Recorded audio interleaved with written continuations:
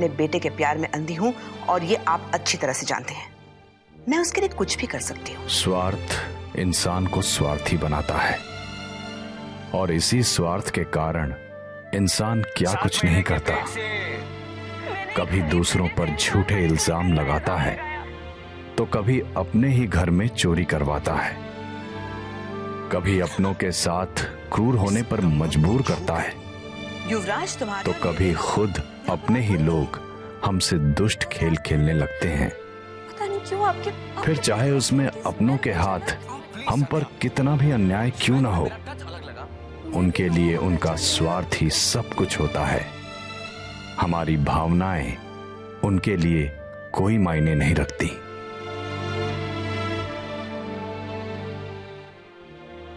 नीरज,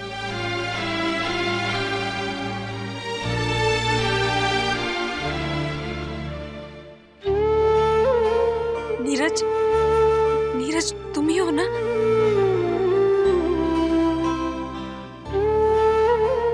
नीरज, नीरज तुम ही हो ना?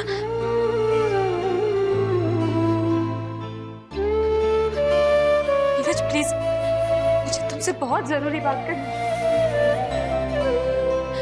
नीरज प्लीज, तुम मेरी बात सुन रहे हो? नहीं,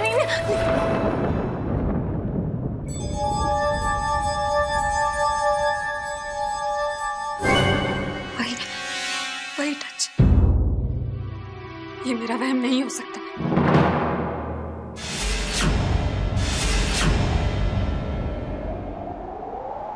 नीरज, नीरज प्लीज सच बोलना, तुम हमारे पीछे उठी आए थे ना?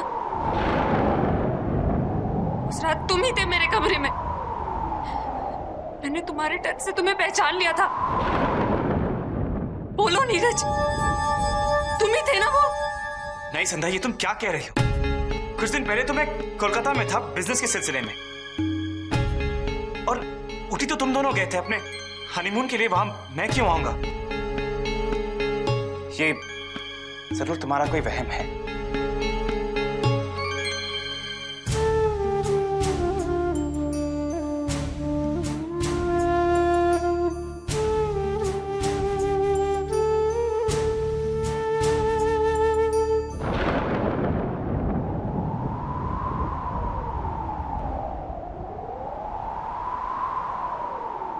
ये मेरा वहम नहीं हो सकता, नहीं हो सकता मेरा वहम।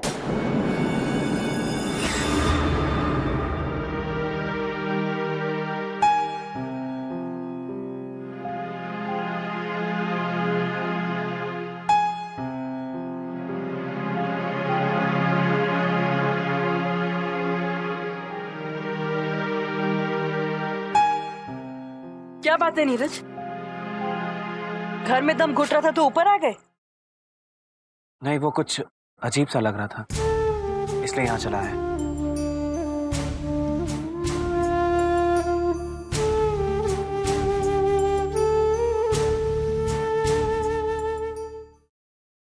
पर सुनी चाची, ये सब कपड़े वगैरह आप क्यों कर रही हैं? अगर तुम सिर्फ पूछने के लिए पूछ रहे हो तो मेरा मन कर रहा था अपने कपड़े धोने के लिए, इसलिए मैंने धो दिए। I mean, घर में इतने सारे नौकर हैं, आप उन्हें कह देती। जागीरदार परिवार की बहू ये सब करे, अच्छा नहीं लगता। वही तो नीरज, जो मैं कर रही हूँ तुम्हें अच्छा नहीं लग रहा, और जो तुम कर रहे हो मुझे अच्छा नहीं लग रहा। तुम तो वो सारी चीजें कर रहे हो जो मेरे कपड़े धोने से भी बदतर है। वैसे तुम ये सब मुझसे क्यों पूछ रहे हो? जैसे कि तुम्हें कुछ पता ही नहीं ये सब मैं क्यों कर रही हूँ, किसके कहने पर कर रही हूँ। मुझे मालूम है कि तुमने इस घर के सारे लोगों के साथ अपना हाथ मिला लिया है।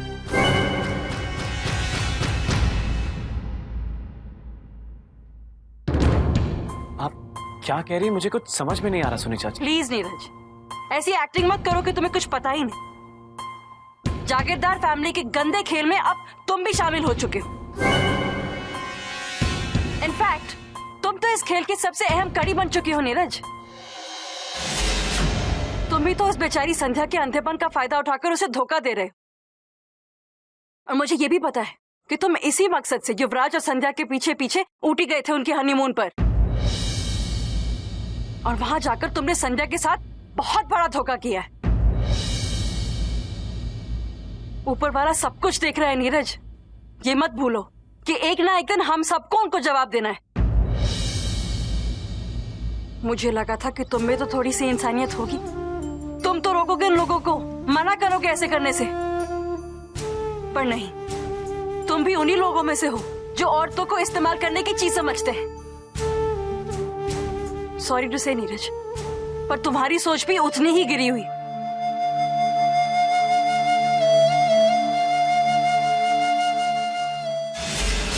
एक मिनट सुनी चाची,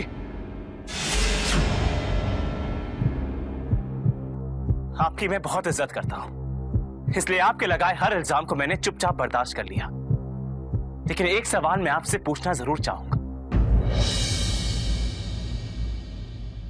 आप भी तो इसी परिवार में से, इन्हीं लोगों में से एक है ना, तो अब ये सती सावित्री जैसी बातें क्यों कर रही हैं आप? युवराज के कमी के बारे में मुझे तो कुछ दिन पहले पता चला है, लेकिन आप तो इस बारे में पहले से जानती थी ना। तो फिर संध्या और युवराज की शादी क्यों होने दी आपने? उस वक्त आपने ये आवाज क्यों नहीं उठाया इस रिश्ते के खिलाफ? बोलिए चाची। मैं तो इस शादी में शामिल नहीं था, पर आप तो यहीं थी ना। आपने क्या कर लिया संध्या की भलाई के लिए, उसे इस धोखे से बचाने के लिए? कुछ नहीं, कुछ भी नहीं। मुझे गलत बताकर आप सही नहीं हो सकती सुनी चाची। मानता हूं कि मैंने गलती की है, मगर मुझसे भी बड़ी गुनहगार आप हैं। एक औरत का दर्द तो दिख गया आपको, लेकिन एक औरत होकर एक औरत की मदद करना आपने जरूरी नहीं समझा। संध्या का बुरा मैं कल भी नहीं चाहती थी नीरज, और आज भी नहीं देख सकती। और रहा युवराज की सच्चाई जानने के बाद भी चुप रहने की बात, तो तुम्हारी तरह मुझसे भी युवराज की सच्चाई छुपाई गई थी। वो तो इसके सगाई के दिन मुझे पहली बार शक हुआ कि सब कुछ इतना जल्दी जल्दी क्यों हो रहा है।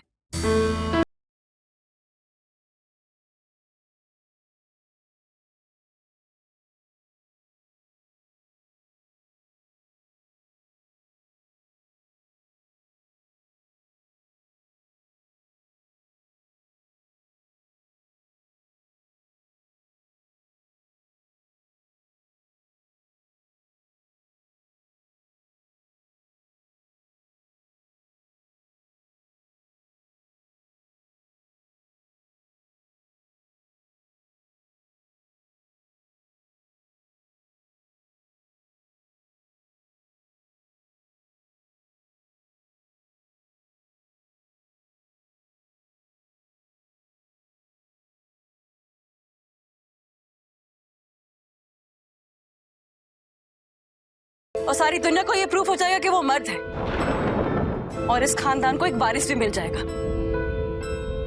इतनी घिनौनी साजिश कर रहे थे इस घर के लोग, ये सुनकर मेरे रोंगटे खड़े हो गए, और गुस्से में मैं उनको रोकने भी चली थी। मैंने उन्हें बहुत कहा, बहुत हाथ पैर जोड़े, लेकिन किसी को कुछ फर्क नहीं पड़ा। बल्कि मैं शादी वाले दिन कुछ हंगामा ना करूं इसलिए उन लोगों ने मुझे कमरे में भी बंद कर दिया। फिर भी मैं किसी तरह वहां से बच के भाग निकली।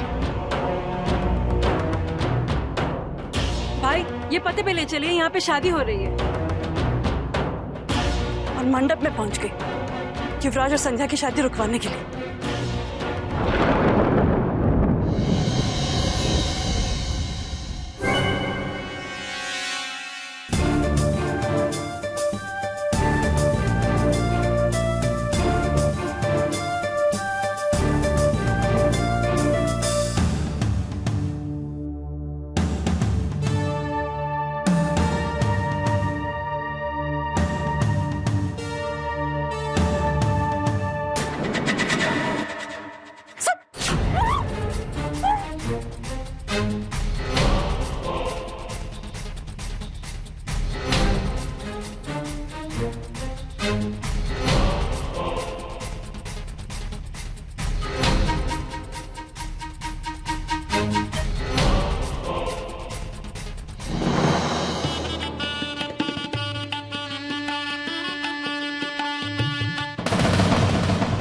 तुम्हारे शादी रुकवाने के भूत को उतारने के लिए तुम्हें कमरे में बंद करके आया था, पर तुम्हारी हिम्मत सुन, तुम्हारी हिम्मत इतनी बढ़ चुकी है कि तुम शादी रुकवाने के लिए यहां तक पहुंच गई।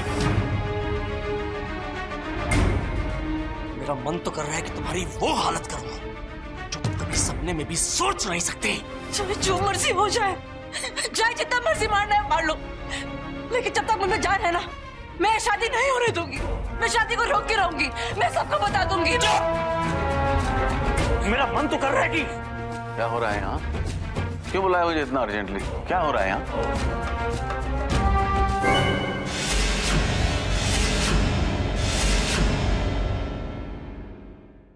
ओह, तो आखिर तुम यहाँ आ ही गई। आखिर ये सब क्यों कर रही हो बहू? तुम भी तो हमारे परिवार का हिस्सा हो। मैं मानता हूं कि हमने तुम्हारे साथ जो किया वो ठीक नहीं किया, तुम्हें घर में बंद करके रखा। देखो, तुम किसी से कुछ मत कहो, कोई तुम्हें कुछ नहीं करेगा। बस एक बार युवराज की शादी हो जाने दो बेटा। लेकिन दादा साहब, आप संजय के साथ अन्याय कर रहे हैं। दादा साहब क्या कर रहे हैं आप? हाथ क्यों जोड़ रहे हैं? और वो भी किसके सामने जोड़ रहे हैं? शर्म नहीं आती तुझे? रुक जाओ, ठीक है।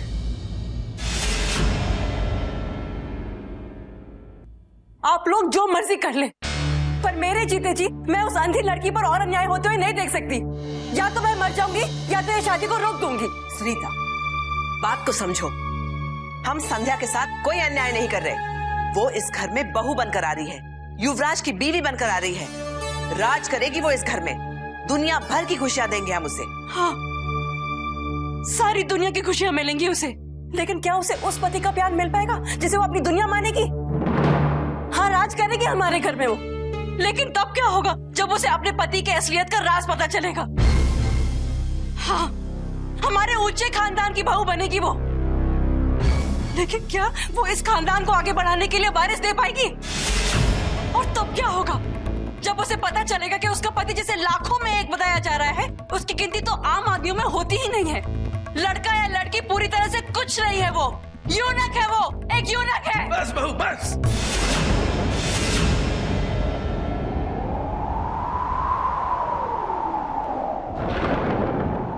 सोचिए दादा साहब, जब आपसे ये बात सुनी नहीं जा रही है, तो वो लड़की इस सच के साथ कैसे जी पाएगी?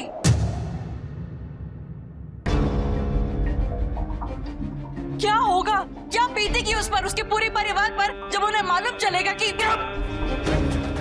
हद होती है सुनी, हद होती है। जुबान बंद रखना तुम्हें आता ही नहीं है। दादा साहब कब से तुमसे कह रहे हैं चुप करो, लेकिन बोले चली जा रही हो, बोले चली जा रही हो। शर्म नहीं आती तुम्हें? बोले चली जा रही हो।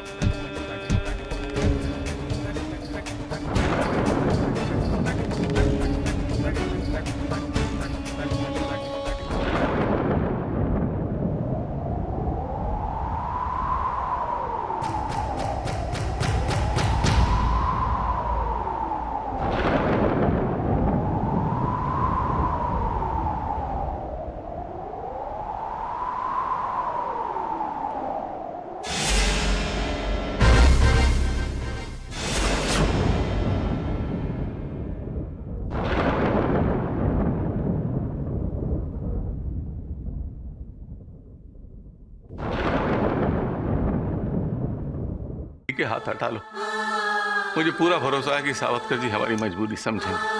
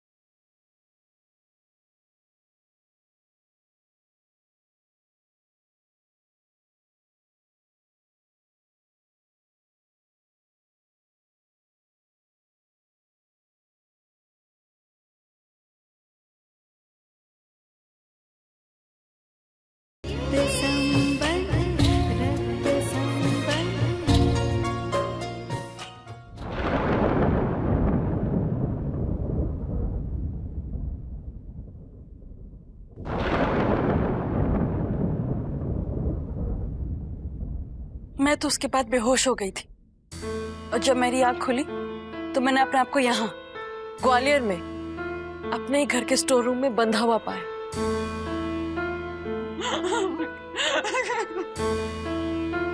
इसका मतलब है कि संध्या सही कह रही थी।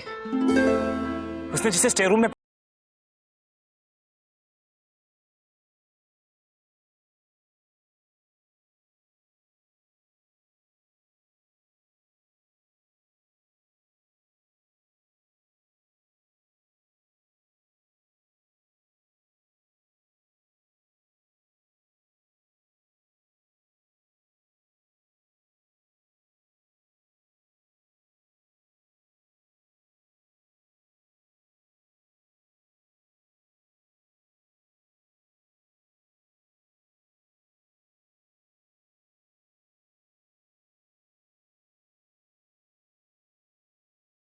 मेरी सारी बातें बाहर से सुन ली थी।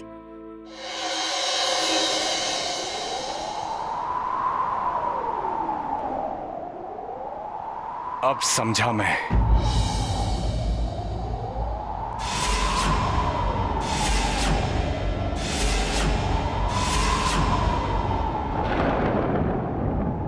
क्यों अचानक हम गरीब की उस अंधी बेटी में तुम्हारे उस रईसजादे को अपनी आने वाली बीवी नजर आई थी। अब समझा मैं क्यों तुम लोग सब मेरी बच्ची को इस घर की बहुरानी बनाने में इतने उतावले हो रहे थे। सब समझा मैं। कुछ नहीं छुपा अब। नहीं साबरतकर जी, आप जैसा सोच रहे हैं वैसा कुछ भी नहीं है।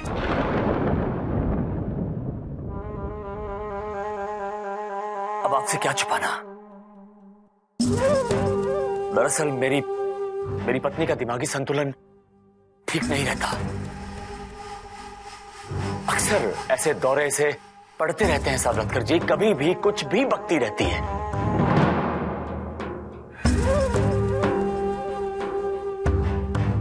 तभी तो इसे शादी में ना लाकर घर में कमरे में बंद करके आना पड़ा, फिर भी यहां पहुंच गई। पर आप बिल्कुल भी चिंता मत करिए, इलाज चल रहा है इसका। डॉक्टर ने कहा चिंता वाली कोई बात नहीं है, बहुत जल्दी ठीक हो जाएगी। अच्छा, और आप ये बता रहे थे कि उनके मायके में कोई बीमार है और इसलिए वो नहीं आ सकी। हाँ। चुप! बंद करो ये बकवास। बहुत झूठ बोल लिया तुम लोगों ने। मुझे तो लग रहा था कि मेरी बेटी के लिए ऊंचे लोग मिले हैं, लेकिन आप लोग ऊंचे नहीं, ओछे हो, ओछे। इतना बड़ा धोखा दे रहे थे हमें। मेरी बेटी की जिंदगी बर्बाद करने जा रहे थे। जिस लड़के को अपने घर में भी नहीं रखना चाहिए था, आप उसका घर बसाने निकले, वो भी मेरी बेटी के साथ में। हाँ। जागीरदार साहब, आपसे ऐसी उम्मीद नहीं थी। भगवान ने ऐसा बच्चा आपके घर में पैदा करके न जाने आपको किस जन्म की सजा दी है, लेकिन ऐसी नीयत रख के तो आपने अपने आने वाले हर जन्म को साबित किया है। अच्छा झांसा दिया तुम लोगों ने, अच्छी चाल चली, लेकिन हमारा भी भगवान है। हमेशा की तरह उसने देर से सुनी, लेकिन सुन तो ली। उसने सच्चाई दिखा दी, पूरी सच्चाई दिखा दी।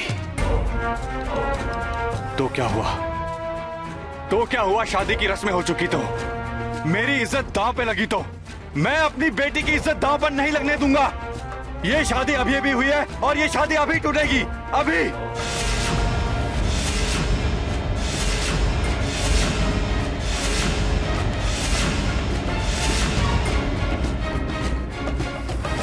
प्लीज साबरतकर जी, ऐसा मत कीजिए। मैं आपके आगे हाथ जोड़ता हूं। बाहर इतने मेहमान हैं, प्रेस के लोग हैं, मीडिया है, उन सबके सामने मेरे बेटा मजाक बनकर रह जाएगा। मत कीजिए। मुझे दुनिया से मतलब नहीं, सिर्फ अपनी बेटी से मतलब है, इसलिए मैं उसे सच बताकर ये रिश्ता तोड़ दूंगा। नहीं साबरतकर जी, ये रिश्ता टूटा तो भी लोग वजह जानना चाहेंगे और फिर कुछ नहीं छुपेगा।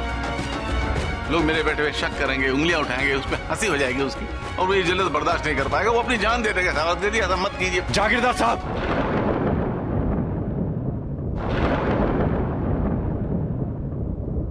जितना आपका बेटा आपके लिए प्यारा है, उतनी ही मेरी बेटी मेरे लिए प्यारी है, और उसके सामने मैं किसी की परवाह नहीं करता, आपके बेटे की भी नहीं। बाबा,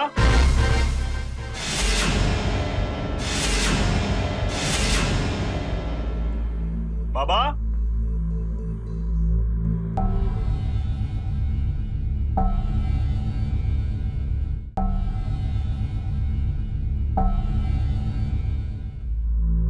बाबा,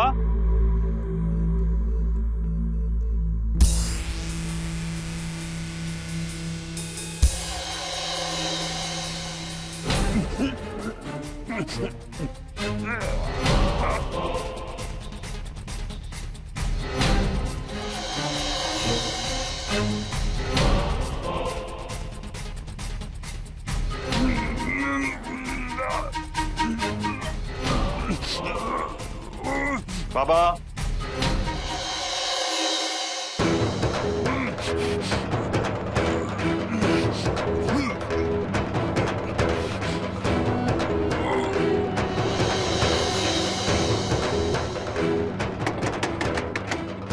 बाबा, आप यहाँ है क्या? बाबा, कोई है? बाबा,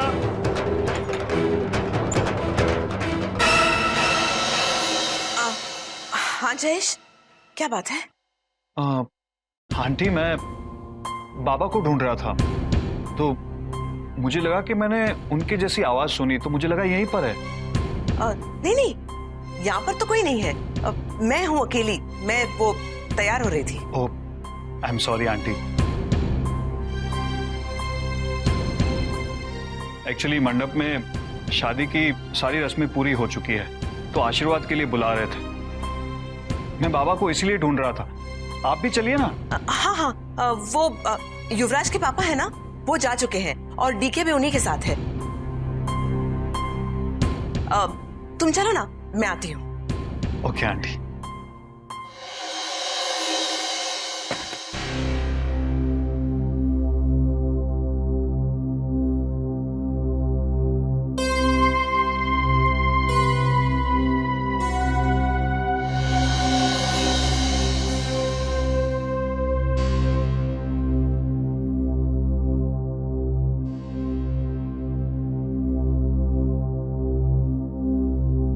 साबरकर जी, आपका गुस्सा सही है, और ये भी सही है कि हमारे युवराज में कमी है, और ये बात हमें उसके जन्म से ही पता थी, लेकिन हम उसे कभी अपने से अलग नहीं कर सके। डॉक्टर ने हमसे कहा भी कि इस बच्चे को समाज अपनाएगा नहीं, अपने से दूर कर दीजिए इसे, लेकिन हम कैसे करते? 10 साल की शादीशुदा जिंदगी के बाद हुआ था वो, हजारों मन्नतें मांगने के बाद मिला था वो हमें, इसलिए वो जैसा भी था, जो भी था, हमने उसे भगवान का आशीर्वाद समझ के सीने से लगा लिया, और फिर हम उसे अलग नहीं कर सके। हमने लोगों को बताया भी नहीं कि इसमें कोई कमी है, और ये बात आज भी एक राज है। बस आपसे भी ये रिक्वेस्ट है कि आप भी किसी से कुछ मत कहिए, बस ये शादी हो जाने दीजिए, उसके बाद हम कोई ना कोई रास्ता निकाल ही लेंगे।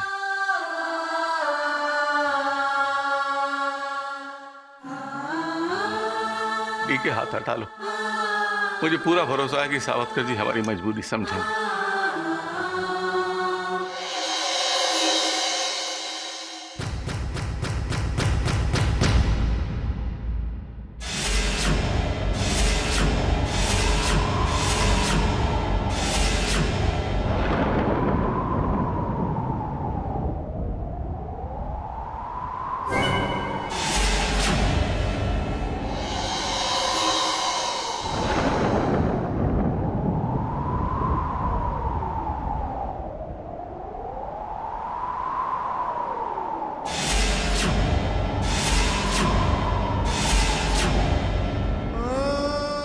मारना नहीं चाह रहे थे वो लोग,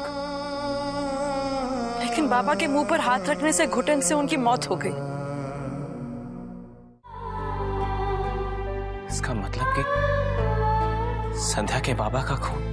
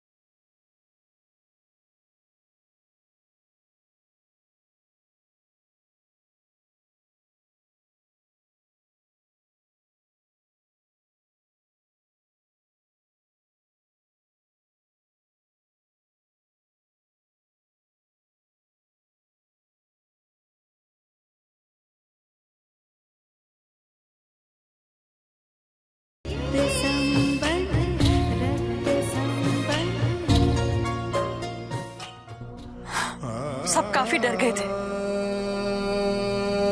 फिर तुम्हारे डीके अंकल ने सबको कमरे से बाहर निकालकर हत्या को आत्महत्या दिखाने के लिए लाश को पंखे से लटका दिया।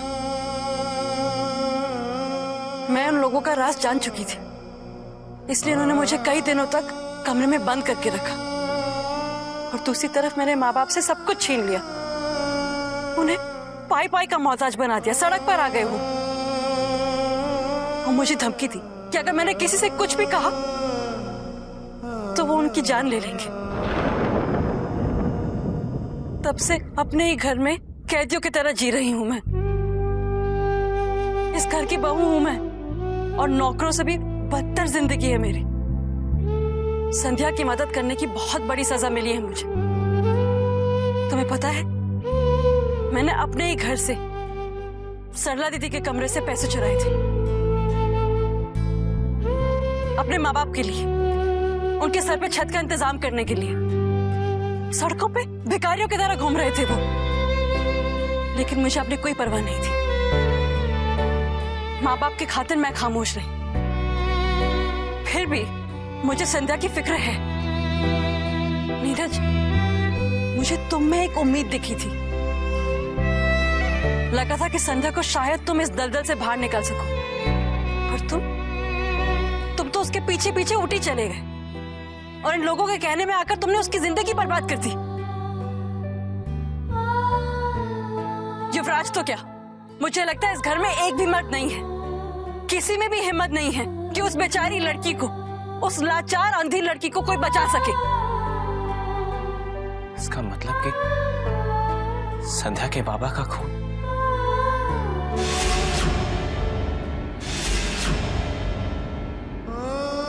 इंसान कितना भी स्वार्थी क्यों ना हो, उसका स्वार्थ कितना भी बड़ा क्यों ना हो, कोई किसी की भावनाओं के साथ खेल कैसे सकता है?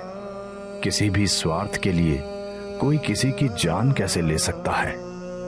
आज नीरज की ये हैरानी मरने से पहले मेरी भी हैरानी थी, पर अब मैं सिर्फ इसलिए आपके साथ मौजूद हूं कि मेरी बेटी संध्या का क्या होगा। जैसे संध्या का जीवन मैंने संवारा समझकर उसके दामन में जागीरदार परिवार का झूठ बांध दिया, क्या उसी तरह मेरी बाकी चारों बेटियों के जीवन में भी मैं कुछ छोड़ तो नहीं आया? बस जब तक ये सब मेरे लिए साफ नहीं होगा और सच में अपनी बेटियों की जिंदगी मैं संवारी हुई देख नहीं पाता, मैं यहीं ऐसे ही अपनी पांचों बेटियों के इर्द गिर्द इसी तरह अतृप्त घूमता रहूंगा। क्या हुआ तुम्हें? आई ओके? हाँ मैं ठीक हूँ, लेकिन ये बेड ये तो यहाँ नहीं था। नहीं तो संध्या, ये बेड पहले से यहीं था और वहाँ राइट में हमारे कमरे का दरवाजा, सब कुछ वैसा ही तो है। तुमने शायद जल्दी में ध्यान नहीं दिया होगा। हाँ शायद मुझसे ही गलती हुई होगी।